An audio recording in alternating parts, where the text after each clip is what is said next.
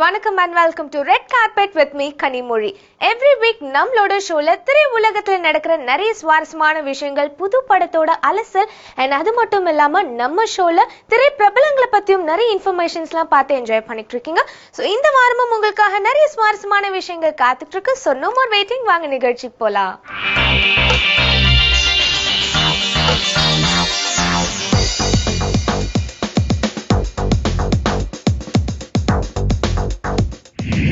நம்ம ரெட் கார்பெட்ல முதலாவதா பார்க்க போறது வனமகன் படத்தோட ஆடியோ லான்ச் ஃபங்க்ஷன் தாங்க.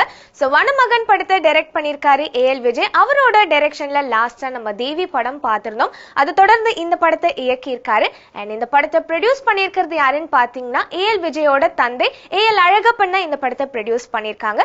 இந்த படத்துல லீட் ரோல ஜெயம் ரவி அண்ட் சாயிஷா இணைஞ்சு நடிச்சிருக்காங்க.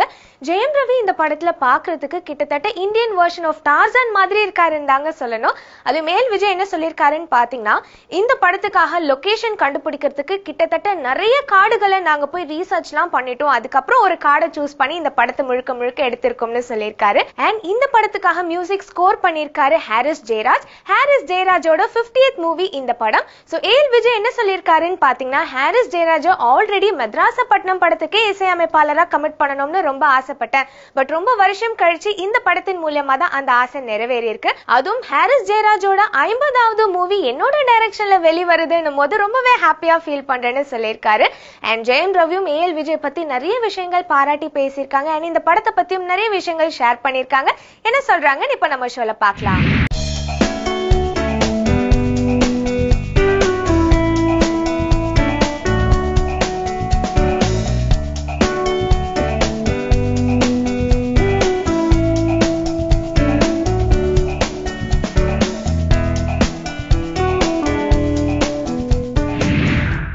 இமேஜின் பண்ண முடியாத ஒரு உழைப்பு இந்த யூனிட் போட்டிருக்கு, என் தம்பி போட்டிருக்கான்.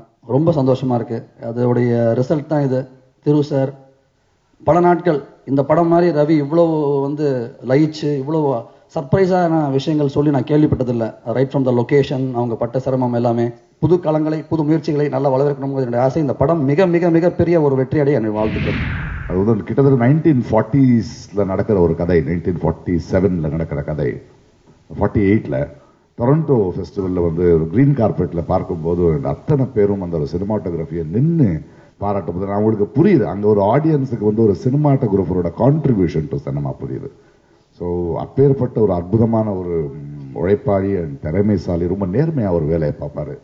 அவருக்கு எப்போ கிடைக்க வேண்டிய கர்வம் இந்த மூலமாவது கிடைச்சது எங்களுக்கு ரொம்ப சந்தோஷம். அண்ட் திரு தமிழ் சினிமாவை பெருமைப்படுத்துறதுக்கு நன்றி.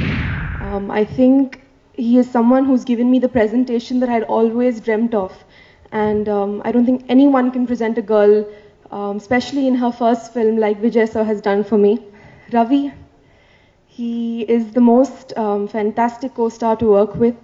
I also have to give him the credit of being the most large-hearted person I have ever met, and I don't think any other actor could have just done justice to the role like Ravi has done.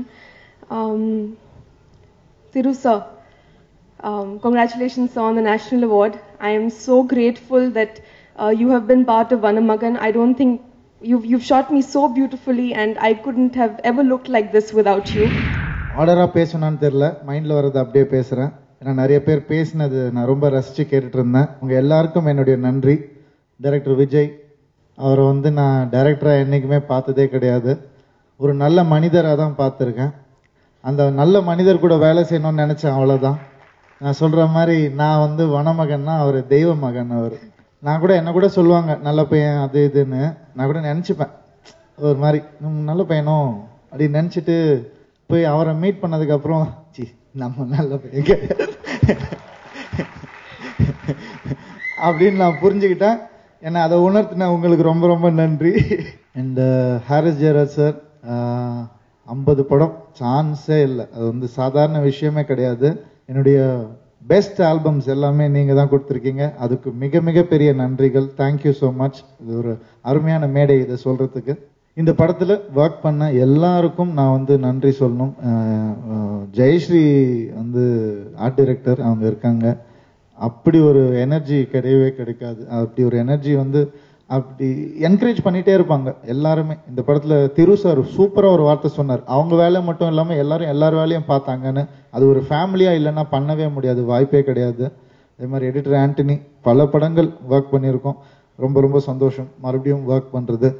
So என்னுடைய இந்த வேலையை நான் தொடரணும்னு ஆசைப்படுறேன். இந்த வேலை எனக்கு ரொம்ப பிடிச்சிருக்கு, அதனால தான் போர் அடிச்சிடக்கூடாது என் வேலைன்னு புது விஷயமா ட்ரை பண்ணிட்டு இருக்கேன். அதுக்கு ஒத்துழைப்பு கொடுக்குற ரசிகர்கள் உங்கள் அனைவருக்கும் ரொம்ப ரொம்ப நன்றி.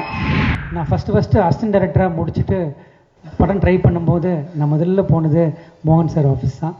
அப்போ வந்து ஜெயம் முடிஞ்சிச்சு, எம்கமன் ஆரம்பிக்க போகிறாங்க. நான் கதை சொல்ல ட்ரை பண்ணி எனக்கு 14 வருஷம் ஆச்சு சார் உங்கள் படம் கிடைக்கிறதுக்கு. தேங்க்யூ பிரதர், இந்த ஆப்பர்ச்சுனிட்டி கிடைச்சதுக்கு. எனக்கு திரு சார் அதை பற்றி சொன்னால் எனக்கு எமோஷன் தான் ஆகும். பிகாஸ் நான் அசிஸ்டண்டாக இருக்கும்போது நான் எப்படி சினிமா வரணும் ஒரு பேஷன் வந்தது காரணம்லாம் பிரியன் சார் திரு சார் தான். எனக்கு இன்றைக்கி ஓரளவுக்கு ஃப்ரேமிங் சென்ஸ் ஏதோ இருக்குது அப்படின்னா அது கண்டிப்பாக காரணம் திரு சார் தான், அவர்கிட்ட வந்து கற்றுக்கிட்டது தான். அண்டு தம்பிராமன் என்ன உங்கள் எனர்ஜி தான் ஆக்சுவலாக வந்து இருக்கிறதுலே ரொம்ப செட்லேயே ரொம்ப சின்ன ஆள்னா யாருன்னா தம்பிராமன் தான். 15 வயசு இருக்கும் அவருக்கு. ஹரி சாரை பற்றி நான் சொல்லி ஆகணும் because sir, it's a great honor. I don't know what to say. From Madras Patnam, you know that I'm trying to reach you or trying to work with you. இந்த படத்தில் இதில் பெரிய பிளெஸ்ஸிங் என்னென்னா உங்கள் 50வது படத்தில் எங்களுக்கு அமைஞ்சது மிகப்பெரிய பிளெஸ்ஸிங் நினைக்கிறேன் வனமகனுக்கு. So it's a great honour sir to be associate with you. நான் சொல்லிட்டு இருப்பேன் அவரை பற்றி, அவர் வந்து ஒன் மேன் ஆர்மி. அவர் தான் ரெக்கார்ட் பண்ணுவார், அவர் தான் வந்து சிடி ரைட் பண்ணுற வரைக்கும் சார் தான் சூப்பர்வைஸ் பண்ணுவாங்க. It's a one man army. கண்டிப்பாக அந்த சாங்கில் இருக்க அத்தனை சாங்கோட படத்தோட ஒரு பெரிய எக்ஸ்பெக்டேஷன் வந்து மியூசிக்லேருந்து தான் வர ஆரம்பிக்குது. அது கண்டிப்பாக ஹாரிஸ் சார்னால தான். ஹாரிஸ் சார்னு ஒரு பெரிய பிராண்ட் இந்த படத்தில் அசோசியேட் ஆனது எங்களுக்கு கிடைச்ச பெரிய பிளெஸிங்காக தான் நினைக்கிறேன் சார். பிரகாஷ் ராஜ் சார் படத்தில் வந்து நான் கேட்டோடனே உடனே வந்து ஒத்துக்கிட்டு எனக்கு பண்ணி கொடுத்தாங்க. ரொம்ப ரொம்ப நன்றி சார். பாலா சார், நீங்கள் வந்தது தான் இந்த ஃபங்க்ஷனுக்கு ஒரு பெரிய மரியாதை. என்னோட ஒரு 1வது மானசீக குரு அவர், அவங்க வந்து ரொம்ப நன்றி. அதே மாதிரி ஐசி கணேசன்கள் வந்திருக்காங்க. ஷாம் அண்ட் சுரேஷ் சந்திரா சார், அவங்க publicity and everything Sham is only handling. And thank you Sham. And you been taking எஸ் ரொம்ப ஒரு பெரிய ஒரு பப்ளிசிட்டி கிடைக்குதுன்னா கண்டிப்பாக வந்து உங்கள் டீம்னால. அதே மாதிரி சுரேஷ் சந்திரா சார் டீமுக்கும் நான் நன்றி தெரிவிச்சுக்கிறேன். Varun, thank you. Varun again is a family. கண்டிப்பாக வந்து இந்த படம் வந்து அவருக்கு பெரிய கிடைக்கும். படத்தில் ஒரு முக்கியமான கதாபாத்திரம் நிச்சயமாக ரொம்ப நல்லா பண்ணியிருக்காரு. தேங்க்யூ வருண். ஸோ இது கூட எனக்கு தெளிவாக தெரியாது, பட் இறைவனுடைய அருளால் உங்களுடைய ஆசீர்வாதத்தால் இந்த 50வது படம் இது பெரிய சாதனைலாம் கிடையாது. இருக்கல நான் தான் சோம்பேறி மியூசிக் டேரக்டர். ஏன்னா ஒரு விஷயமும் பாட்டுன்னா பாட்டில் இருக்கிற பாட்டை ஒரு 20,000 செக்மெண்ட்ஸாக பிரித்து போட்டு அதில் நான் சந்தோஷமாக ஒரு மெடிடேஷன் மாதிரி பண்ணுவேன். ஒரு பாட்டை 200-300 வாட்டி கேட்டு முடிஞ்சு போன பாட்டை கூட விட்டு வர மாட்டேன். அதில் வேறு என்ன பண்ணலாம், அது எதாவது இன்ஸ்பயர் பண்ணோம். ஸோ என்னை பொறுத்த வரைக்கும் ஒரு தியானம் மாதிரியும் அப்புறம் ஒரு நுகர்வோர் ஒரு கன்சியூமர் மாதிரி தான் ஸோ என்னுடைய production. And I'm so happy. இந்த 50வது படம் ஏஎல் விஜயோட அமைஞ்சது. விஜய் பற்றி நான் ஒரே ஒரு வார்த்தை சொல்லணும். Vijay is such a sweet person. முதல்ல அவங்களுடைய பெற்றோர்களுக்கு நான் நன்றி தெரிவிச்சுக்கணும். சொல்லுவாங்களே வளர்த்தா இப்படி ஒரு பிள்ளை வளர்க்கணும்னு, அது ஸோ அவரோட அவங்களுடைய பெற்றோர்களுக்கு தான் நான் என்னுடைய வாழ்த்துக்கள். So thank you Jayam Ravi. நல்ல இசை பயணம் முக்கியத்துவம் கொடுக்குற படங்களோட அவங்களோட இணையதில் ரொம்ப சந்தோஷம். எஸ்பெஷலி கமர்ஷியல் ரப்பில் டப்பு போயிட்டு இருக்கும்போது நிறுத்தி நிதானமாக மாதிரி படங்களை நீங்கள் பண்ணுறது ரொம்ப தேங்க்ஸ். ஸோ அதனால எங்களுக்கு ஒரு வாய்ப்பு கிடைக்குது. இல்லைன்னா செல்ஃபோனை பார்த்துருவாங்களா, சிம் கார்டை பார்ப்பாங்களா, எஸ்எம்எஸ் பார்ப்பாங்களா, இப்படியே எல்லாரும் படத்தை பண்ணி போயிட்டு. ஸோ இதில் உணர்வுபூர்வமான படம் இதுதான் காலம் தாண்டி நிற்கும். ஸோ அந்த உண்மையை புரிஞ்ச படத்துக்கு நீங்கள் முக்கியம் கொடுக்கறது ரொம்ப ரொம்ப சந்தோஷம். இந்த படத்துக்கு பாட்டு எழுதுறதுக்காக என்னை வந்து விஜய் அவர்கள் கூப்பிட்டப்போ அவரை போய் சந்திச்ச அந்த தருணம் வந்து மறக்க முடியாத ஒரு தருணம். ஏன்னா 2 பேருக்குமே வந்து ஒரு மாதிரியான ஒரு அன்கம்ஃபர்டபுளான ஒரு சுச்சுவேஷன் அங்கே இருந்துச்சு. அவரும் முதல் முறையாக வந்து முத்துக்குமார் அவர்கள் இல்லாமல் ஒரு படம் பண்ணுறாரு. நான் முதல் தடவையாக அவர் கூட சேர்ந்து போயிட்டு வேலை பார்க்க போகிறேன். எனக்கு தெரியும் அவங்களோட பாடல்கள், ஒவ்வொரு பாடலுக்கும் வந்து ஒரு பெரிய வந்து விசிறினா அவங்களோட படங்களில் வந்த பாடல்கள் எல்லாத்துக்கும். அந்த நாங்கள் போய் இணைஞ்சு உட்காந்துருந்த அந்த சில நிமிடங்கள் அங்கே ஒரு மௌனம் இருந்துச்சு. அந்த மௌனம் முழுக்க வந்து முத்துக்குமார் அவர்கள் நிறைஞ்சிருந்தார். இந்த படத்தில் நான் எழுதின வரிகள் எல்லாத்தையும் வந்து முத்துக்குமார் அவர்களுக்கு காணிக்கையாக்குறேன். இந்த படத்தில் இன்னும் என்னோட ரொம்ப பிடிச்ச பாட்டு சிலு சிலு வென்று பூங்காற்றுன்னு ஒரு பாட்டு. விஜய் யேசுதாஸ் பாடியிருக்காரு அந்த பாட்டு. அவ்வளோ பியூட்டிஃபுல்லான ஒரு ரெண்டிஷன். இந்த பாட்டு வந்து அந்த காட்டில் வாழ்கிற அந்த மனிதர்களை பற்றின ஒரு பாட்டு. இது மாதிரி சுச்சுவேஷன் தான் கிடைக்கிறது வந்து நான் சொன்னேன் ரொம்ப அபூர்வம் அப்படின்னு சொல்லிட்டு.